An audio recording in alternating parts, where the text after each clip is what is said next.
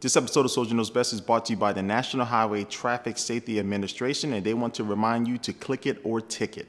No new Apple TV? Hey, what's up guys, Soldier Knows Best. Well, it's not what you think. Now, a long time ago, rumors have started floating around that Apple's working on an actual TV set to release. Now, just a couple years ago, Steve Jobs actually said in his book before he passed away that he's finally cracked the TV. But it looks like that plan is all out the window. So at least as far as a physical TV set, which reportedly could have came in at 4K, Apple has ditched those plans and has decided just to stick with the regular Apple TV box. Now, part of the reason why they have decided to do this was because they couldn't really make the TV different enough.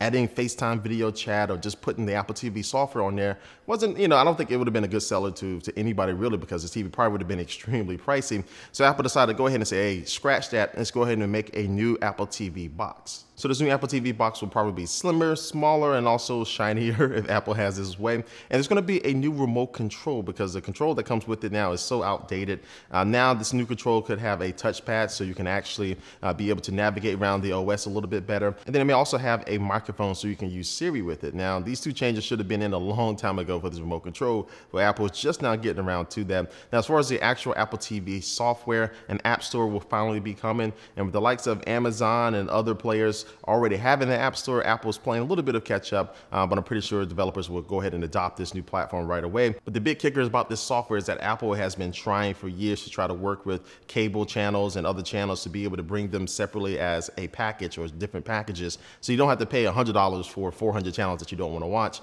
You can pay $30 and get about 10 or 15 channels, something like that.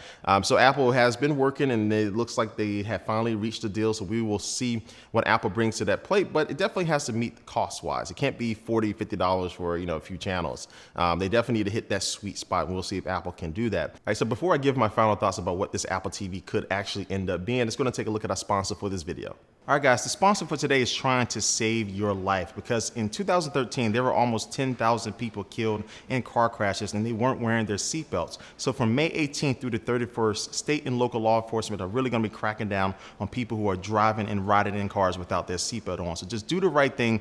Don't be stupid, so you don't have to pay a ticket, and also you can make sure you arrive wherever you're driving to alive. So make sure you put your seatbelt on, guys.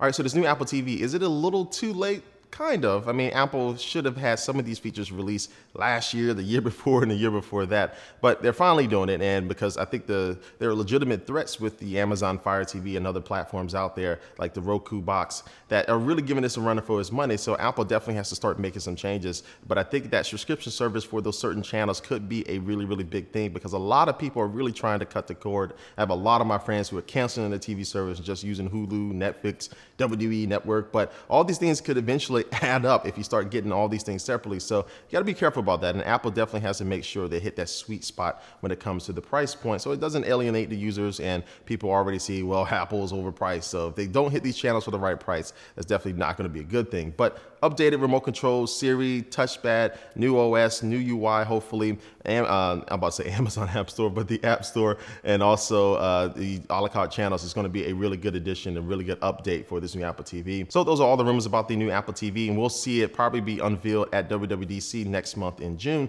So stay tuned for more information about that new Apple TV and whatever else Apple announces at this event. And like always, thanks for watching this video. Leave your comment down below about what you want to see in this new Apple TV. But like always, thanks for watching this video, guys and gals, and I will catch you later. Peace.